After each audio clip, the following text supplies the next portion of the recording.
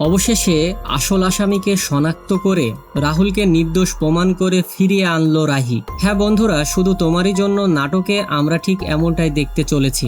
রাহুলকে যখন আসামির কাঠগড়ায় দাঁড় করানো হয় তখন রাহি তাকে ভরসা দেয় নির্দোষ প্রমাণ করার। সিসিটিভি ফুটেজ চেক করে দেখা যায় দুইজন ব্যক্তি রাহুলের ড্রেসিং রুমে যায় এবং তারাই রাহুলের ড্রিঙ্কসটা চেঞ্জ করে দেয়।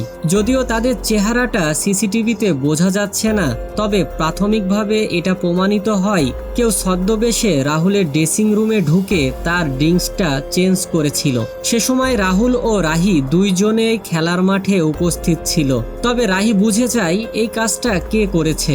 রাহুল নির্দোষ প্রমাণ হওয়াতে সবার সামনেই আনন্দিত হয়ে রাহিকে জড়িয়ে ধরে, যার সবকিছুই টিভিতে প্রচার করা হচ্ছিল, যেটা দেখে বাড়ির সবাই অনেক আনন্দিত হয়।